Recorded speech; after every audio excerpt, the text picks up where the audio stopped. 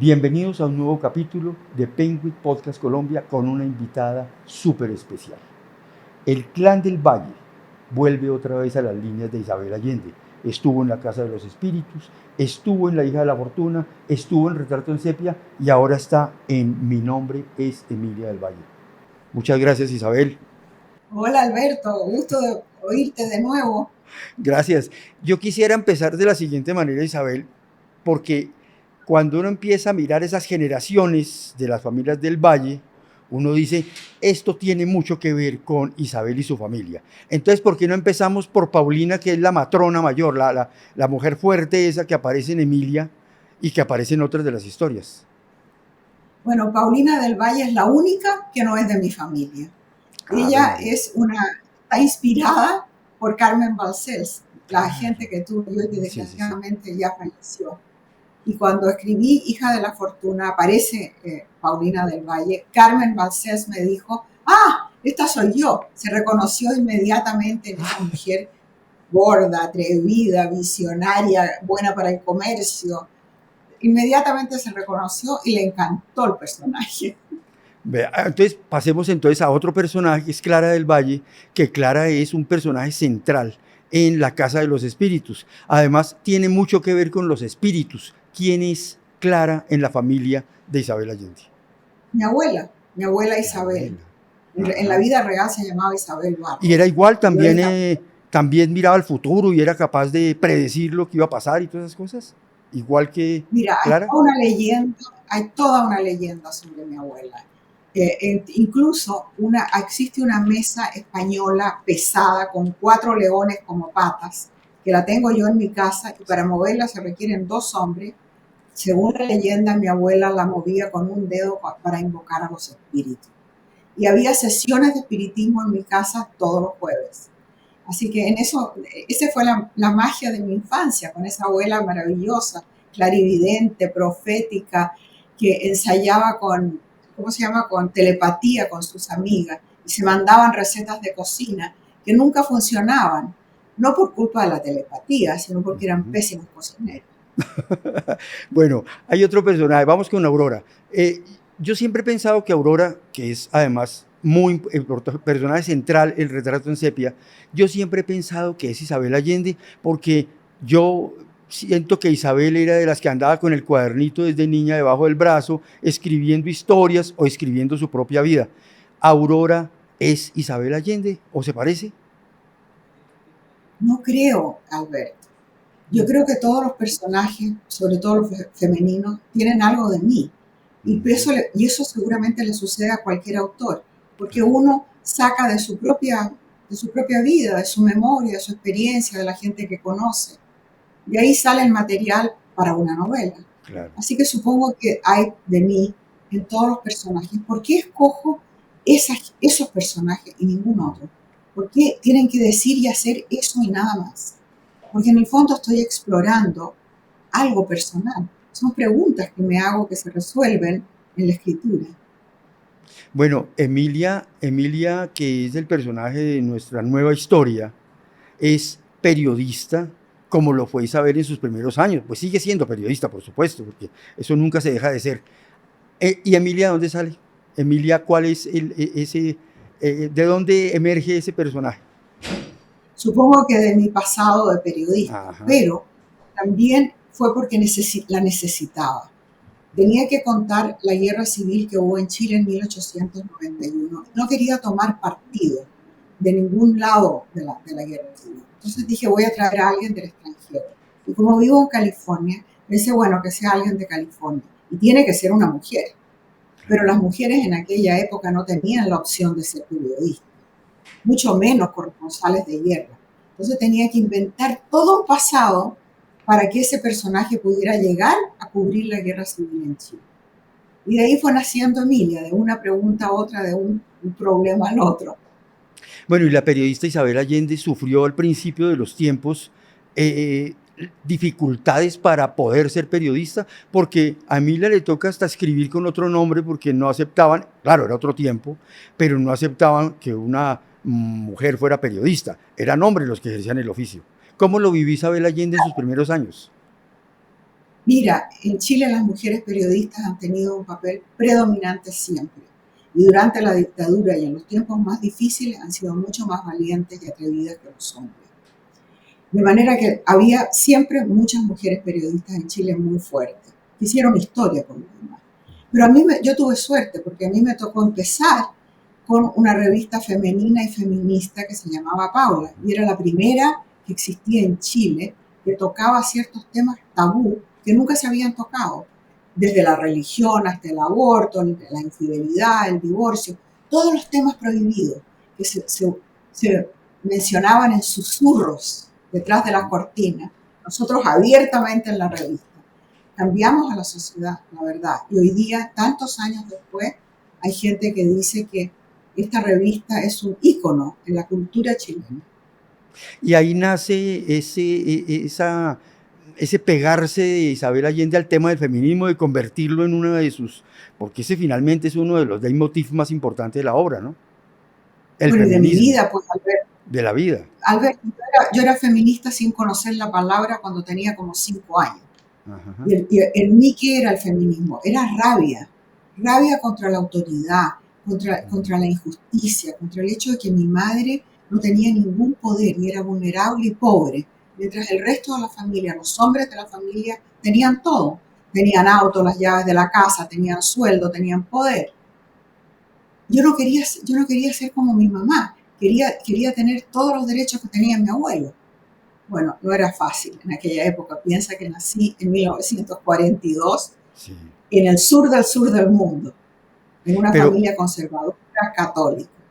Isabel, en esa época a las mujeres les parecía normal la condición, es decir, ellas ni siquiera asumían algo claro, con excepciones, no enfrentaban al hombre, lo consideraban como que eso era parte de la vida.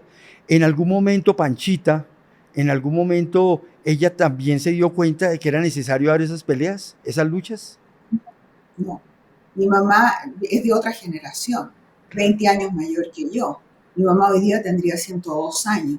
Ujú. Eh, ella no le tocó eso. Yo soy la generación de transición, que nos educaron para ser como las madres y luchamos para que el mundo fuera para las hijas. Entonces esa generación tuvo que inventarlo todo, desde un lenguaje articulado para expresar lo que sentíamos, hasta las formas de comunicación y de conexión entre las mujeres. Pero mira, el feminismo es una revolución, y como toda revolución no tiene un guión, no tiene un mapa. Uno anda a tientas, comete errores, retrocede, Sí. pasan cosas. Hay que ir improvisando y seguimos en eso. Bueno, Emilia vivió unas situaciones muy particulares, porque Emilia, por su época, entonces, usted está para criar hijos, decían los curas, por ejemplo. Eh, Usted es menos racional que los hombres como para ejercer el periodismo. Usted no está para ir a cubrir una guerra. Es decir, vivía de negación en negación. Si miramos en retrospectiva de esas épocas a hoy, sabemos que se han dado muchos pasos a favor, pero todavía hay muchas cosas por hacer. Todavía la mujer no tiene, por ejemplo, salarialmente los mismos sueldos que los hombres, ¿no? Todavía hay muchas Ni desventajas las para la mismas mujer. oportunidades, Sí, tampoco las mismas oportunidades, sí. porque hacen todo el trabajo y quienes ascienden son los hombres primero. Entonces es difícil todavía. Hay mucho por hacer, pero se ha hecho mucho. No se puede esperar que el patriarcado que existe por milenios sea reemplazado en una o dos generaciones. Toma tiempo. Claro, incluso yo me encontré ahí una frasecita que me pareció genial frente al tema de la libertad de las mujeres, frente a la lectura y al acceso a la cultura. Incluso crean una biblioteca libre de San Francisco, pero la libertad se acababa cuando se trataba de darle paso a las mujeres para que leyeran. ¿Eso es realidad o es ficción de la escritora? ¿Existía? No, es realidad. ¿Es Es realidad? realidad, pero no solamente en San Francisco. En aquella época las grandes bibliotecas estaban cerradas para las mujeres, incluso las bibliotecas universitarias. Piensa que Virginia Woolf en Inglaterra no podía usar la biblioteca porque no tenía acceso, Sí, tenía sí, que sí. hacerlo a través de un hombre, ¿no? Y eso es terrible, pero así ha sido. El acceso a la educación ha sido limitado para la mujer, es la manera de mantenerla sometida. Hay una frase que me encontré aquí maravillosa que le dijo el padrastro a Emilia, un mensaje. Le decía, Acuérdate, princesa, de que deberás hacer el doble de esfuerzo que cualquier hombre para obtener la mitad del reconocimiento. ¿Eso sigue siendo válido hoy, Isabel? Claro, en casi todos los campos hay que hacer mucho más esfuerzo, pero las mujeres lo hacen, eso es extraordinario. El 65% de los estudiantes universitarios en los Estados Unidos son mujeres y sacan las mejores notas. Lo mismo pasa en la educación secundaria, no solo en los Estados Unidos, está pasando en muchas partes. Entonces hay en este momento una especie de crisis de la masculinidad, porque sienten que están compitiendo con quienes nunca pensaron que iban a tener que competir. Están tratando de encontrar su lugar en la sociedad, que Esa frase, ha causado todo un machismo nuevo que está claro, saliendo. esa frase que leímos me contaba en algún momento Isabel que era de Carmen Balcells, ¿cierto? Ella le Sí, habló de ella, eso, ¿sí? cuando le presenté mi primera novela, mi primer manuscrito, ella me dijo, yo lo voy a publicar, es una buena novela. Eso no te hace una escritora. Un escritor se prueba en el segundo y el tercer libro y te advierto que por ser mujer vas a tener que hacer el doble o 3 veces el esfuerzo de cualquier hombre para obtener la mitad de reconocimiento y respeto. Y ha sido exacto, Alberto, sobre todo en Ujú. Chile. Bueno, hay un personaje del que habla Isabel ahí, que es Randolph Hearst, que es el jefe de Emilia en el periódico, es el dueño del periódico. Pero es un personaje que tiene una historia para el periodismo asociada al amarillismo, la historia misma de la guerra hispano-norteamericana por Cuba. Dicen que él tiene una responsabilidad en la explosión del buque Maine que desata la guerra. Y dice que incluso le dijo al fotógrafo, yo pongo la guerra, usted ponga las fotos. ¿Por qué escogió a ese personaje en especial para que fuera el director de ese periódico en particular? Porque fue, o sea, Ah, ¿qué fue? los personajes históricos que aparecen en la novela, todos Ujú, existieron y dijeron esas cosas. O sea, la investigación es profunda y tengo que darle el crédito a mi hermano Juan, claro. porque él es un profesor retirado que se ha dedicado a darme toda esta información. Y por supuesto, si voy a mencionar al Examiner, tengo que mencionar a Hearst, porque él lo fundó, como fundó Claro, un imperio de sí. periódicos parecidos al Examiner en todas las ciudades importantes de los Estados Unidos. Bueno, voy a dar un salto para hablar de otro tema que es quizá otro tema central de Isabel Allende, que es la migración. Entonces, estas novelas de las que hemos hablado tienen un vínculo entre Chile, Estados Unidos, Chile, California. Todo se mueve ahí en esas dos direcciones. ¿Sí? La hija de la fortuna, Retrato en sepia, y esta novela en particular. Es finalmente la vida de Isabel Allende. Es Isabel Allende Porque es moviéndose en esos fascinante, dos territorios. es cierto, pero fíjate que gente desplazada, ya sea por exilio, porque son refugiados o porque son inmigrantes o por cualquier otra razón, aparecen en todos mis libros, Alberto, incluso antes del golpe militar o antes de que yo misma saliera al exilio. Entonces, yo creo que, estoy equivocada porque escribí mis libros ya en el exilio, Ah, sí. pero en todos hay, sobre todo en la última década, todos mis libros tienen el problema de la inmigración porque está en el aire. Y además yo tengo una fundación que trabaja con refugiados, internacionalmente, pero sobre todo en la frontera americana, con México. Entonces, es un problema que lo tengo tan vivo que no lo puedo ignorar. Y hay veces que la historia me cae en la falda, no tengo que inventar nada. Como en El viento conoce mi nombre, una Claro. niñita ciega de El Salvador que la separan de la madre en la frontera. Y se pierde la madre en la burocracia de la inmigración y la niña ciega sin saber ni dónde está, sin hablar una palabra del idioma. Imagínate el trauma. Sí. Esa niña la conocí a través de la fundación. Eso ocurre durante el primer gobierno de Donald Trump, del que muchos nos creíamos salvados ya para un segundo periodo, pero llegó otra vez Donald Trump. ¿Cómo se está replicando otra vez ese momento, esa tragedia del migrante con las políticas del señor Trump hoy, Isabel? Mucho, mucho peor, 100 Sí. veces peor que antes. Ahora hay una campaña que por lo demás fue la campaña que lo hizo presidente, porque fue el tópico más importante, la economía y la inmigración, lo que hizo que la gente votara por él. Él prometió que iba a resolver el problema de la migración y lo ha hecho con la máxima crueldad y eficiencia.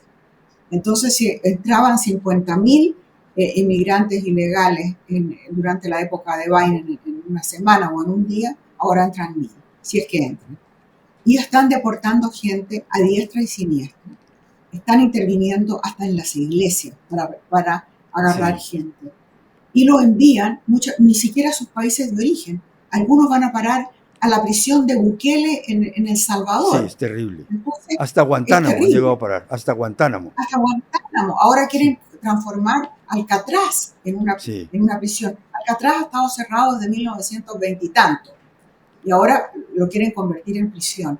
Entonces, hay una crueldad, hay una cosa que es casi nazi en esto. De convertir a los inmigrantes como los nazis convirtieron a los judíos en culpables de todo. Resulta que por ser persona de color, naturalmente eres un criminal. Porque por otra parte, el gobierno de Trump ha prácticamente invitado como refugiados a un grupo de personas blancas de sudafricanas, sí, claro, del apartheid además. Ya no puede ser más racista, o sea, es obvio.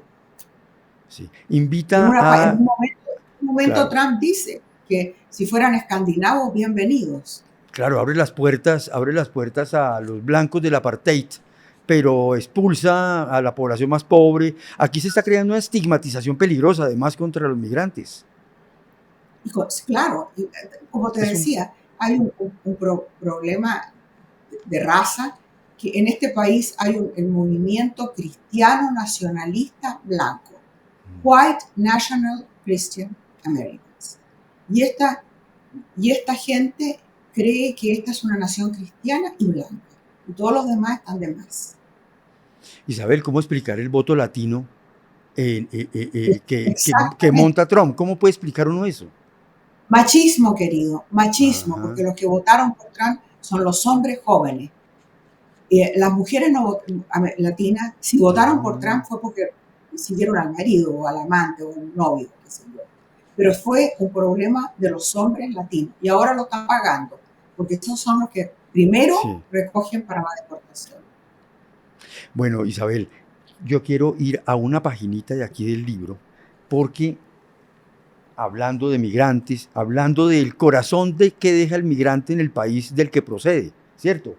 Hablando de Emilia cuando llega a un lugar de Chile, dice: en este lugar mágico del sur de Chile están mis raíces más antiguas, raíces de antepasados indígenas, españoles y mestizos, raíces más profundas que las de mi madre en Irlanda, la madre de Emilia es irlandesa, o las de mi nacimiento en California. Esto cuando yo lo leí, yo dije, aquí no solamente está hablando Emilia, está hablando también la autora Isabel Allende, porque está hablando de sus raíces. ¿Es así? Estoy hablando de unas raíces imaginarias, Alberto, porque realmente he estado en el sur de Chile muchas veces, pero no vengo de allí, no me crié allí, mi infancia fue en Santiago, pero la tierra que me tira es el sur de Chile, los volcanes, los bosques, el agua por todas partes, el mar. Todo eso es mi territorio imaginario. Cuando escribí un libro, una pequeña memoria que se llama Mi país inventado, ese es el Chile para mí. Ese es el Chile de las raíces. Claro, pero es el Chile del momento en que hay recuerdos de infancia, porque en Perú no hay recuerdos de infancia. Los recuerdos están en Chile. Yo me fui del Perú antes de cumplir 3 años, claro. Cuando mi padre abandonó a la familia. Pero los primeros, desde los 3 hasta los 10, 11, vivía en la casa de mi abuelo. No sé si ya te he contado antes, y perdona si me repito, pero el recuerdo más vívido de aquel tiempo fue acompañando a mi abuelo en un viaje al sur. Mi abuelo tenía ovejas en la Patagonia Argentina y en la época de la esquila venía desde Santiago en tren hasta el sur. En el sur tomaba hasta donde llegaba el tren y de ahí para adelante por unos caminos de tierra en jeep y después en mula cruzar la cordillera. Y ese viaje se dormía en la cordillera arriba en una especie de refugios que había. que eran refugios de contrabandistas más que nada. Ujú. Y allí ese viaje con mi abuelo en la mula, con el frío y la lluvia y el olor y la maravilla del paisaje y el silencio, Alberto. Ese silencio que lo único que oyes son los pasos de las mulas en el suelo. Esa No se me descripción, olvidó nunca. claro, esa descripción que me hace Isabel me hace pensar en la descripción que hace Emilia de lo que va viendo en su recorrido, porque ella también lo vive. Ella es Isabel de alguna manera. Pero sabes que también para Sí. escribir el libro fui de nuevo a Chile, al Mm. sur de Chile, al lago Pirihueco, que figura en él. Ah, Y en hice el el lago, camino en el lago Pirihueco, lo al que recorrí llega de Emilia, nuevo. al lago al que llega Emilia. Exacto, Claro. claro. Por eso esa reconstrucción tan hermosa del paisaje que hace Es que Isabel en el libro. el paisaje es fantástico. Claro. Bueno, al lado del paisaje fantástico también hay una historia violenta que está acá en el libro de Emilia. Y es la historia de Balmaceda, del presidente que es depuesto por grupos radicales conservadores. Pero me hace pensar en lo siguiente. En la Casa de los Espíritus, el epílogo es la suerte de Salvador Allende en manos de la dictadura. El señor Pinochet se toma el poder. 80 años antes está la historia de Emilia, donde un presidente es derrocado, un presidente liberal, progresista, es derrocado por conservadores. 80 años antes. Y dice el libro, el odio está guardado, quieto, ahí, pero en cualquier momento sale a flote. Eso le pasó a Chile. Y eso Eso le encontró pasa a Isabel. cualquier país. Yo Sí. creo que a cualquier país que ha sufrido una guerra civil queda dividido el país, polarizado, herido, herido en lo más profundo, porque uno pelea contra sus propios hermanos. En Estados Unidos, la guerra civil que hubo dejó el país dividido hasta hoy. Y hasta hoy estamos los estados rojos, donde todavía, si pudieran, tendrían esclavitud, y los estados azules, que son los progresistas demócratas. Eh, no ha cambiado, y en Chile todavía hay una tremenda polarización, que yo creo que a medida que pasan las generaciones Sí. y muere la última víctima de la represión, ya pasa a ser historia antigua, y supongo que las heridas se convierten en cicatrices. Es desalentador, porque uno lee eso y dice, sí, si los odios quedan siempre guardados y en cualquier momento van a salir, no tenemos salida. Es decir, eso casi que es estar signados para siempre por el conflicto y por la violencia. El ser humano, digamos. Como una maldición. Sí. Bueno, por eso hay que reemplazar el patriarcado, porque vivimos de acuerdo a las normas de la violencia, que es propia de la testosterona. Entonces hay que reemplazarlo por un sistema que sea más igualitario y que promueva la paz. Y no se resuelva el conflicto matándose unos a otros. Bueno, encuentra también Emilia en ese camino de auscultar como periodista qué estaba pasando y poderlo contar a través de su periódico. Encuentra también los atropellos a los mineros del salitre.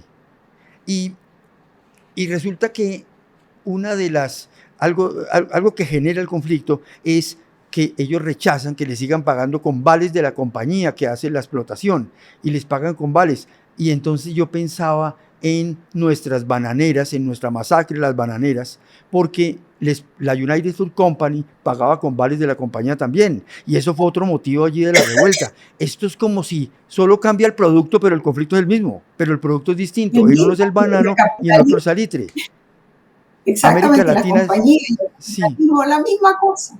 la misma Se cosa. repite. Ese repetir de la historia parece ser también otro signo trágico de América Latina. ¿Está repitiendo lo mismo? No, Alberto, se repite la historia, pero no vamos en círculos, vamos en una espiral. Ajá. Cuando yo salí de Chile en los años 70, la mitad del continente latinoamericano vivía bajo un régimen represivo, dictaduras militares, tiranos que estaban ahí por décadas.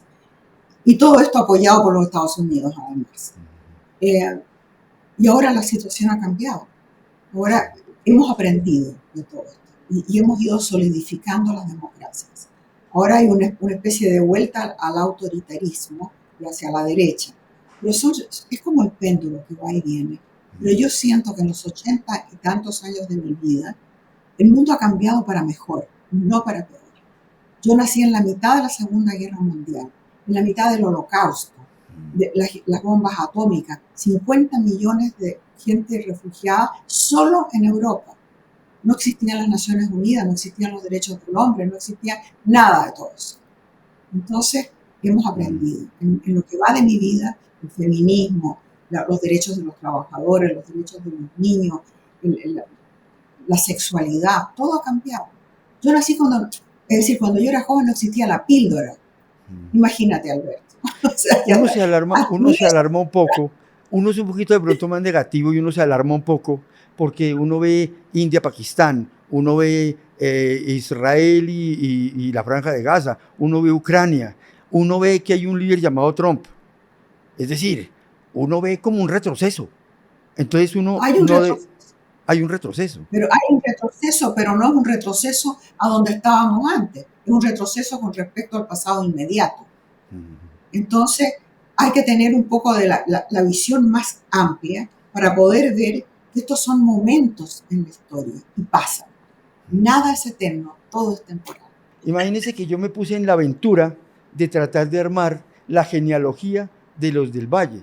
¿De dónde sale un personaje como Gonzalo del Valle? Mira, había muchos como ese en mi familia. Había varios.